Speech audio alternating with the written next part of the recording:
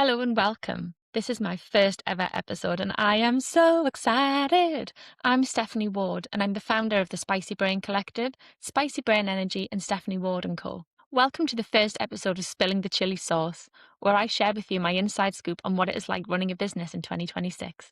Rather than tell you a story in this first episode, because I have a lot of stories to tell, I'm just going to jump straight in with what things have been like this week. The week ending the 22nd of March 2026. I'm sure I will tell you plenty of stories throughout the session today, but we'll just see. So this week saw us welcome in 3 new clients off the back of the Big Festoon. For those who don't know, the Big Festoon is the UK's fastest growing edutainment event. It's a business conference mixed with a bit of performance, a bit of singing, lots and lots of fun to be had. The Big Festoon is quite an important event for me because it's a room full of my people. It's people that want what I do. It's people that I know will make ideal customers for me.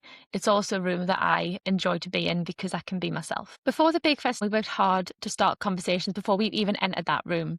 And we had 196 conversations with individuals ahead of the event. Personal outreach is king, and I will die on this hill. We found those people through trawling social media, reviewing the ticket holder group, and through just asking around, hey, are you coming? I'm really excited to see you. I'll talk more about how we did that personal outreach another time, because I think that's really important to capture. But for now, what I need you to know is we have a number of people who came on board. We have one client who is a retainer of 3 hours a week. We have one client who's a retainer of 5 hours a week. One was a 5-hour project, and one was someone who came to us to just spend an hour tidying up a PowerPoint. So how did we get them over the line? We've been courting with these people for a while. One of these clients was someone we've been courting for a few months, and he was just ready to take the plunge. And actually, the reason he hadn't taken the plunge thus far was because he was worried that I was overwhelmed and that he was going to put pressure on me. I don't think he realized, being a friend of mine, that actually I'm not the one he would be working with. So when he realized that actually I wasn't the one to speak to on board, he was like, oh, I'll just book with Eleanor. And he did that. So another is a person we met at the Festoon for the first time. I think it's really important to share that we had a very long conversation about how we could help.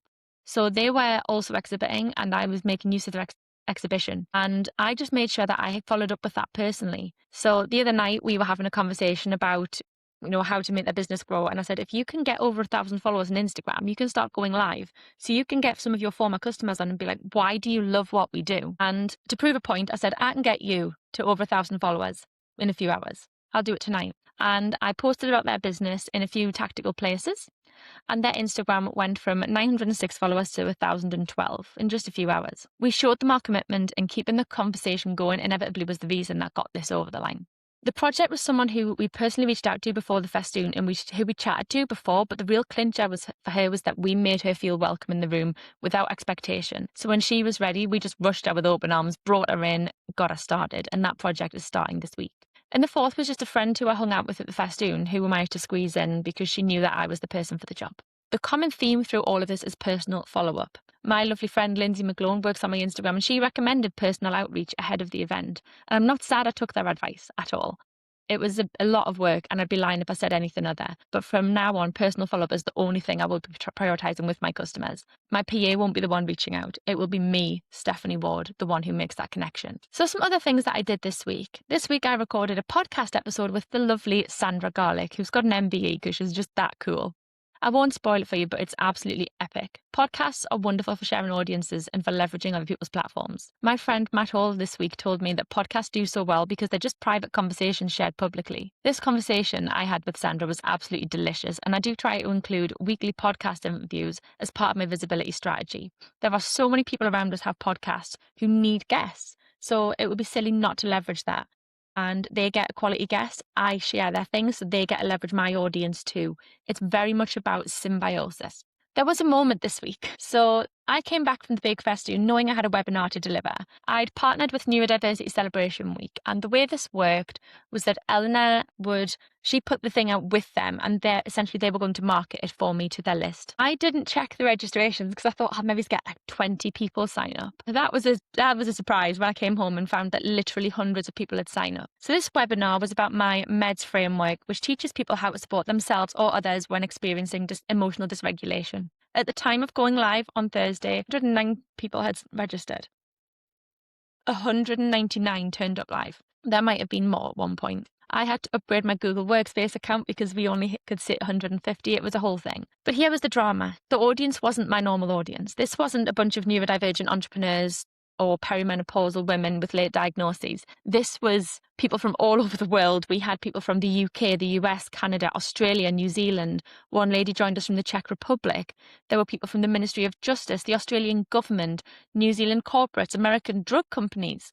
I was absolutely shook. I realised a few things because I'd set this up playing small because I've only ever delivered this webinar to small groups. I had no segmentation prepared for this. I had no way of capturing where they came from, what their background was. I had no follow-up plan because my normal audience would have just got my community and followed the normal funnel. And I panicked. Massive shout out to my lovely friend Danny Wallace because we formulated a plan. And here was what we had to do, and it wasn't a small undertaking. I had to move everything into high level. I'd planned to anyway. This forced my hand because I was using MailerLite and a few other little tools that just weren't going to serve me at this scale. I then segmented the audience retrospectively using the form. About 20% of the audience used that. So that wasn't great, but it did help a little bit.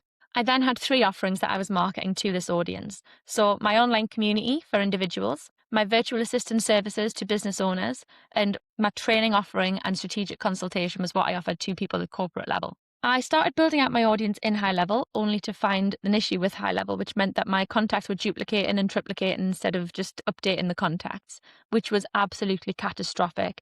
And in the end, I reached out to my lovely friend Natalie, who works for High Level. Shout out to Natalie, who immediately connected me with her colleague Chuck, who came through and got me sorted within the hour. Natalie and Chuck and the other support person whose name I can't remember at High Level, we got it sorted. I lost most of my day on that problem, but we got the segmentation done as far as we could. Once it was sorted, the tags were applied, the post-webinar email was built, and I was ready. The feedback overall is absolutely excellent, except for one who said there were no practical strategies, which is a total contradiction to all the other feedback. Maybe they were in the wrong webinar, but you can't take that one person to heart. I spent more time this week moving over all my automations and sequences in High Level as well, so I could cancel MailerLite so that I wouldn't be paying for 2 separate things. And I have to say, my High Level is looking pretty sexy at this point. So you might all have heard that there was some drama in the online business space this week. I will not be addressing it in this podcast. It was horrible to watch how it all unfolded. But what I did do is, over the weekend, I was talking to my community in WhatsApp, and one of them shared a Sunday sparkle, which was her holding her brother's newborn. I was like, wouldn't it be great if we all shared some Sunday sparkles? So people started sharing their wins, and it was just a little bit of light in a dark corner of the internet this week. So that was going to become a thing. And I thought, well, if I'm going to build out Sunday sparkles, I might as well build a WhatsApp community. So I love Heartbeat Chat, and I'll die on this hill. I absolutely love it. It's an incredible piece of software. That said, people like WhatsApp for having conversations. So instead of resisting something that people are asking for, I'm just embracing it and adding WhatsApp on as an additional offer to my Heartbeat community. So in the chat this morning, we also had a chat about our goals. And what I'd like to do right now is share those with you so I can talk to you about how I plan to achieve them, because a goal without a plan is just a pipe dream. So my goals for this financial year ahead are as follows, because the new financial year starts in just over a week. I would like to get the Spicy Brain Collective to 1,000 members. I would like to get the Productivity Hub to 200 members. I would like to grow my mailing list to 5,000 subscribers. And I'd like to buy my ex out of my house by the 30th of June 2026. What I then did was share these goals with my community. I've invited them to share the free community with others. I've created an affiliate program that pays the first month's subs to the referrer to grow the Productivity Hub. I've improved my lead magnet nurture, and I have plans to create reels to help market it so that it'll bring more people towards the Productivity Hub. I might put some behind ads. And of course, I invited my audience to buy my stuff. By telling my audience what I needed from them, it gives them a really clear pathway so that they can then help me achieve this. So the goals I've set: I need to get 638 more people in the community, 88 more for the Productivity Hub, and 4,020 more subscribers on my mailing list. I translated that into weekly. So we need 78 new mailing list subscribers per week, 13 new community members per week, and 4 new Productivity Hubs members per week. And what I'm going to do is create a tracker, which I'm going to put on my wall and cross off every time we get those things. So that'll help me to kind of work out where I need to be retargeting my marketing. So what I'm going to do next is share with you what I'm doing to actually attract, nurture, and convert those leads, because I can't just sit and pray that they're going to turn up, right? I need to actually take proactive action. So what I do need to share with you is that I have various things that I've built out. So a quality product is really important. And in order to get people at the top of the funnel, you need a solid lead magnet. So I have got 2 lead magnets that lead to my community in some way. So 5 Ways to Stop Wasting Money in Your Business is a free ebook about all the places people waste money. I also have the Meds Framework webinar replay. Both of those direct people towards my community. The ebook directs them more specifically towards the Productivity Hub.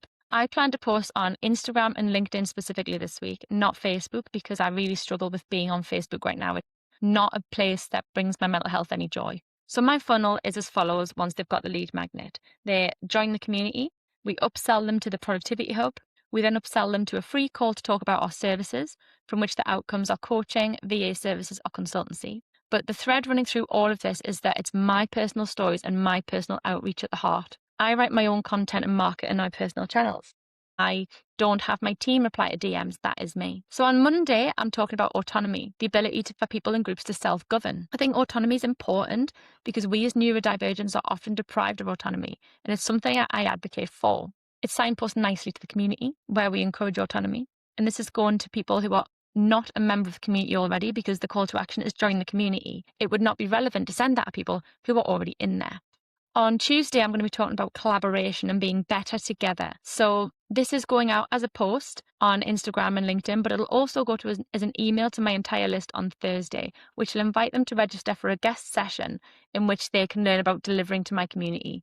They can also hit reply and book a call if they want to collaborate on something else. Wednesday's chat's all about making bold moves. It's not a selling post. It's just about make some bold moves, do some big things, ask for what you need, because for me, that is a positioning piece. Thursday's comms are about legacy building and talking about my son. This is only on socials. It's not an email, because the email on Thursday is about the topic from Tuesday.